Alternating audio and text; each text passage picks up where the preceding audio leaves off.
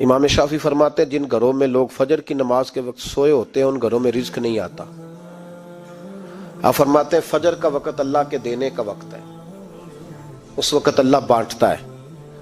हुजूर सल्लल्लाहु अलैहि वसल्लम का फरमान है ना हदीस में कि तहज्जुद के वक्त अल्लाह पहले आसमान पे नुज़ूल जलाल फरमाता है जो उसकी शान के लायक है तहज्जुद के वक्त, और वो कहता है मांगो मैं तुम्हें अता करूंगा।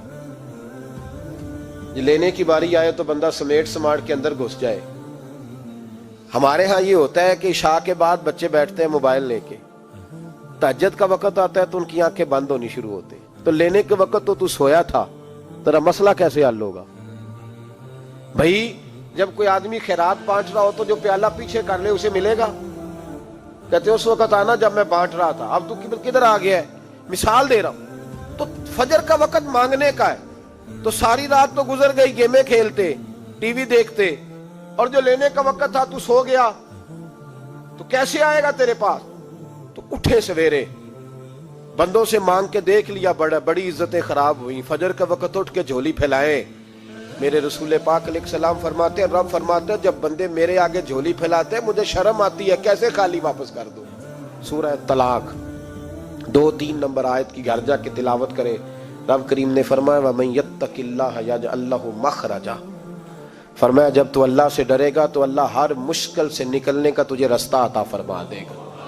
और क्या खूबसूरत अंदाज है कुरान मजीद का, और हमने इसका लाखों बार तजर्बा किया, बीसियों और सैकड़ों बार ये चीज जाती तौर पर प्रैक्टिकल से गुजरी। अल्लाह ने फरमाया हर मुश्किल से निकलने का रास्ता भी देगा, वयरज़ुक़हु मिन हैसु ला यहतसिब, और अल्लाह तुझे वहां से रिस्क देगा कि तूने कभी सोचा भी नहीं होगा।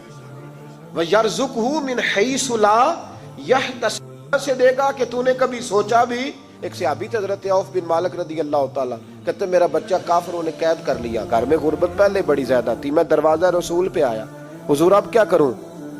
तो कहते नबी पाक ने फरमाया भरोसा अल्लाह की जात पे कर, तवक्कुल अल्लाह की जात पे कर, और घर जाके तस्बीह लेके मियां बीवी बैठ जाओ और पढ़ो ला हौला वला कुव्वता इल्ला बिल्लाहिल अलीय्यिल अज़ीम, जाओ पढ़ो जाके। कहते मैं घर बैठा अभी चंद तस्बीहां पढ़ी थी कि दरवाजे पे दस्तक हुई, दरवाजा खोला तो मेरा बेटा दरवाजे पे खड़ा था, पलट के देखा तो 400 बकरियां भी लाया था। ओ मैंने कहा बेटा ये कैसे आ गई? कहने लगे अब्बा जी मुझे एक हवेली में काफिरों ने कैद किया हुआ था, मैं बड़ा परेशान था, लेकिन अभी थोड़ा देर पहले पता नहीं क्या हुआ, मैंने यूं हाथ हिलाया तो रस्सियां खुल गई, बाहर निकला हूं तो 2-3 बंदों पे नींद का ऐसा गलबा था कि बेहोश होके गिरे हुए थे, 400 बकरियां भी थी, मैंने दरवाजा खोला, बकरियां मेरे साथ दौड़ने लग गई है, तो मैं 400 बकरी भी ले आया हूं, पलट पलट के देखता रहा हूं, पर मीलों का सफर हुआ वो आए ही नहीं। तो वालिद कहने लगे बेटा चलो पहले मुस्तफा करीम से जाके पूछ ले, देखे कैसे माली मसले हल होते हैं, हुजूर से जाके पूछे कि हमारे लिए जायज भी है कि नहीं।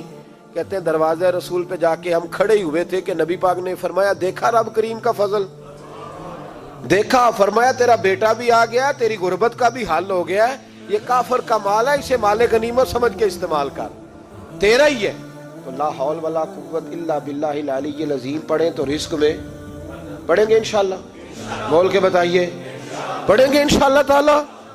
लेकिन सुन्नी कौम तवीज पे लग गई है, कहते वजीफा पढ़ना पड़ता है, आप लिख के दे गले में डालने के लिए, ताकि वो डालता जाऊं और मेरे ऊपर पैसों की बारिश होती जाए। वजीफा पढ़ें, वजीफा पढ़ें। सुने एक और वजीफा सुने, इमाम कुर्तुबी ने तफसीर कुर्तुबी में लिखा रिज्क की बरकत का वजीफा।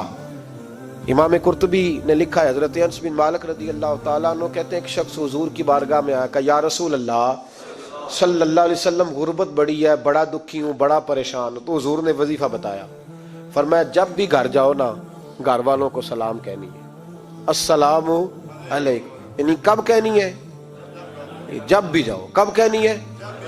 यानी घर से निकले माचिस लेने के लिए, वापस आके कहना अस्सलामु अलैकुम। फिर घर वालों ने कहा हो याद नहीं रहा था, वो तो चीनी भी खत्म हो गई है, फिर गए चीनी लेने, तो वापस आके फिर अस्सलामु अलैकुम। उन्होंने कहा खो नाराज ना होइएगा, पति भी नहीं चाहे की। अब वापस गए तो फिर वापस आके क्या कहना है? तो नबी पाक सल्लल्लाहु अलैहि वसल्लम ने फरमाया जब भी घर जा अस्सलामु अलैकुम कह, और 3 दफा सूरत इखलास पढ़ दे, और सूरत भी वो बताई जो सबको आती है। قل هو اللہ احد اللہ الصمد لم یلد ولم یولد ولم یکن لہ کفوا احد. 3 دفعہ یہ پڑھ دے. صحابی بڑے سیانے تھے, بڑے مسئلے حل کرتے تھے ہمارے, فٹافٹ بول پڑے وہ صحابی. کہنے لگے حضور میری تو چھوٹی سی فیملی ہے, کئی دفعہ بچے گھر نہیں ہوتے, ننھیال گئے ہوتے ہیں, تو پھر کیا کروں؟ حضور نے فرمایا جب گھر میں کوئی نہ ہو تو اپنے نبی پہ درود و سلام پڑھ دینا, تیرے نبی کا کرم تو تیرے گھر میں ہوگا نا. حضرت انس بن مالک رضی اللہ تعالیٰ عنہ فرماتے ہیں کہ ہم انتظار میں تھے کہ بندہ واپس آئے اور رزلٹ بتائے. کہتے ہیں وہ کچھ دنوں کے بعد واپس آئے تو عجیب بات کی انہوں نے. ہمسایوں سے کئی دفعہ بندے کی نہیں نا اتنی بنتی, اور کئی دفعہ لگتا ہے کہ میرا ہاتھ اوپر ہی رہے, یہ کہیں مجھ سے تگڑے نہ ہو جائے. کہتے ہیں وہ آئے تو نبی پاک صلی اللہ علیہ وسلم نے کہا کیا حال ہے تیرا؟ تو عرض کرنے لگے یا رسول اللہ صلی اللہ علیہ وسلم وظیفہ تو میں نے اپنے لیے پوچھا تھا اور میرے تو ہمسائے بھی امیر ہو گئے. حضور وہ تو میں نے اپنے لیے پوچھا تھا اور میرے دائیں بائیں والے لوگوں کو بڑی برکت ہوئی ہے. تو میرے محبوب مسکرانے لگے. حضور فرمانے لگے گویا برکتیں تیرے گھر میں جب برسی ہیں تو چھن چھن کے ان کا فیض اللہ نے تیرے ہمسایوں کو بھی عطا فرمایا. مشکل تو نہیں وظیفہ, کیا کرنا ہے؟ تو نہیں آکھنا مشکل لگتا مینوں. تسی کر دینا سلام لو, تسی کہنا بندے اسی ہیں تے سلام اسی لویے, تسی لو جاؤ کے دوبارہ. گھر جا کے کیا کرنا ہے؟ چلے کچھ نہ کچھ 55% بولے ہی ہیں ماشاءاللہ. کیا کریں گے؟ السلام, اور پھر کیا پڑھنا ہے؟ سبحان اللہ. 3 دفعہ سورۃ اخلاص پڑھ دیں, فرمایا اللہ برکت پیدا کر دے گا. اب سنیں, ایک دوست آئے, کہنے لگے حضرت جی بڑے پیروں کے پاس گیا ہوں, مالی مسئلہ حل نہیں ہوتا. تو میں نے کہا میں تجھے نبی پاک کی بارگاہ میں نہ لے جاؤں, پیروں کے پیر کے پاس نہ چلے جائیں. میں نے کہا سن تیرا مالی مسئلہ حضور حل کر دیتے. مشکات میں حدیث ہے, ایک صحابی نے کہا حضور غربت ہے, فرمایا روز رات کو سورۃ واقعہ پڑھ, تیرے گھر میں فاقہ نہیں آئے گا. اور یار بتاؤ جب نبی پاک نے کہہ دیا نہیں آئے گا تو آئے گا, حضور نے کہہ دیا نہیں آئے گا تو آئے گا, اللہ اکبر, آ ہی نہیں سکتا.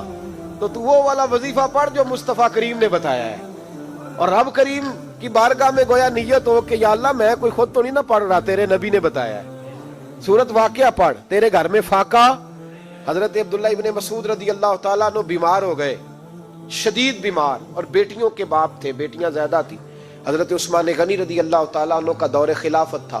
جناب عثمان غنی تیمارداری کرنے آئے اور کہنے لگے عبداللہ آپ بڑے بیمار ہیں, ابن مسعود آپ بڑے علیل ہیں, کچھ پیسے نہ بھیج دوں خزانے سے؟